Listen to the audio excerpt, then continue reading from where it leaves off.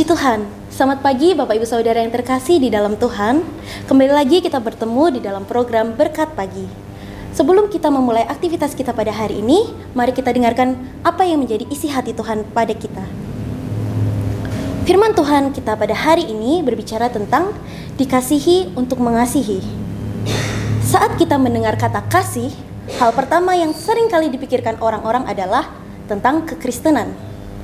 Hal ini adalah hal yang sangat wajar, dikarenakan Kristen sendiri adalah pengikut Kristus. Dan kita bisa lihat bahwa Kristus di dalam hidupnya di dunia ini sangat mencerminkan yang namanya sebuah kasih, di mana ia mengasihi orang yang menyakiti hatinya, bahkan ia menebus orang dalam kondisi mereka masih berdosa. Namun tidak sedikit orang Kristen yang kurang memahami sebenarnya apa sih kasih Tuhan di dalam hidup mereka. Kita akan membaca di dalam Efesus pasal yang ketiga ayat 18 sampai yang ke-19. Beginilah firman Tuhan. Aku berdoa supaya kamu bersama-sama dengan segala orang kudus dapat memahami betapa lebarnya dan panjangnya dan tingginya dan dalamnya kasih Kristus, dan dapat mengenal kasih itu sekalipun ia melampaui segala pengetahuan.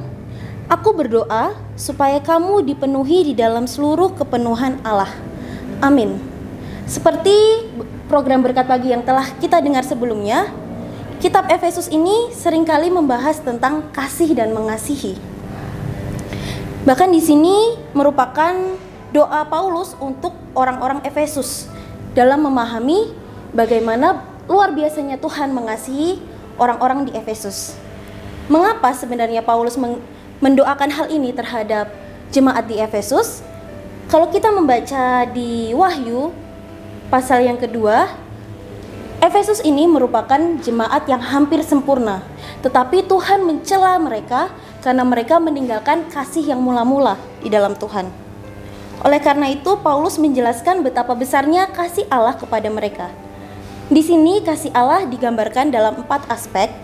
Yang pertama adalah betapa lebarnya kasih Allah. Betapa lebarnya yang dimaksud ini adalah kasih Allah adalah untuk semua orang. Tidak memandang rupa, tidak memandang harta, tidak memandang jabatan. Ia mengasihi bahkan saat kita masih berdosa. Yang kedua adalah aspek panjang. Ini menggambarkan kasih Allah yang tidak terbatas atau kekal. Unlimited love. Yang ketiga adalah tingginya kasih Allah. Seperti yang dikatakan di ayat 19, maksud dari tingginya kasih Allah ini adalah kasih Allah melampaui segala sesuatu. Bahkan tidak dapat kita pahami berdasarkan pengetahuan kita, logika kita, karena kasih Tuhan begitu besar di dalam kehidupan kita. Yang keempat adalah aspek dalam. Ia mengetahui diri kita masing-masing. Ia mengetahui kedalaman hati kita pribadi lepas pribadi. Ini membuktikan betapa Allah mengasihi kita. Meskipun Tuhan mengetahui segalanya di dalam kehidupan kita, Ia tetap memutuskan untuk mengasihi kita. Lalu, mengapa kasih menjadi hal yang sangat penting?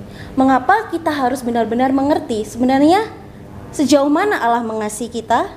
Yang pertama adalah saat kita mengetahui betapa besar kasih Allah di dalam hidup kita, seperti yang dikatakan di ayat yang ke-20, dikatakan di ayat 19b, supaya kamu dipenuhi di dalam seluruh kepenuhan Allah. Jadi saat kita mengetahui kasih Allah yang begitu besar di dalam kehidupan kita, kita akan merasa penuh di dalam Tuhan. Kita akan merasa utuh di dalam Tuhan, sehingga guncangan dari luar, dari dunia, tidak akan mempengaruhi diri kita lagi. Kita tidak akan capek-capek mengemis kasih dari dunia saat kita tahu bahwa kita sudah dikasihi secara maksimal oleh Tuhan. Selain itu, kita hanya dapat mengasihi saat kita merasakan dikasihi oleh Tuhan. Kasih menjadi alasan utama kenapa kita taat kepada Tuhan. Orang Kristen taat kepada Tuhan bukan karena ia takut dihukum, bukan karena ia takut harus menerima konsekuensi yang ada, tetapi ketaatan itu adalah bentuk dari mengasihi. Saat kita paham betapa besarnya kasih Allah di dalam kehidupan kita, kita akan tahu bahwa kasih dan ketaatan merupakan hal yang tidak terpisahkan. Kita taat karena mengasihi, dan karena mengasihi kita taat kepada Tuhan. Selain itu, kasih juga merupakan fondasi yang kuat untuk kita menjadi serupa dan segambar dengan Allah.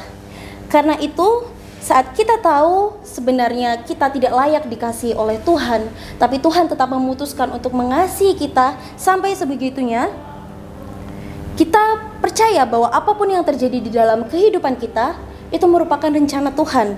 Dan karena Tuhan mengasihi kita, Tuhan tidak akan merencanakan hal yang buruk di dalam kehidupan kita. Kita juga dapat mengasihi orang yang menyakiti hati kita. Kita bisa tahu dan bisa menanggapi dengan baik apa yang mereka lakukan di dalam hidup kita. Karena kita juga tahu rasanya dikasihi oleh Allah. Kalau kita yang berkali-kali menyakiti hati Tuhan saja, Tuhan masih mengasihi. Apabila kita disakiti oleh orang lain, kita juga harus dapat mengasihi. Oleh karena itu, marilah kita sama-sama mengenali kasih Allah yang begitu besar di dalam kehidupan kita. Allah mengasihi kita bahkan saat tidak ada orang lagi yang mengasihi kita. Orang lain bisa meninggalkan kita karena satu kekurangan kita saja. Tetapi Tuhan tahu segala kekurangan kita, tetapi Ia tetap memutuskan untuk mengasihi kita. Allah mengasihi kita bahkan melalui hal-hal yang kecil yang bahkan kadang tidak kita sadari di dalam kehidupan kita. Jadi mari sadari, mari pahami, mari rasakan kasih Allah di dalam kehidupan kita agar kita bisa mengasihi Tuhan dan sesama dengan benar. Demikianlah firman Tuhan yang saya sampaikan. Immanuel, Allah berserta kita. Kami perlukan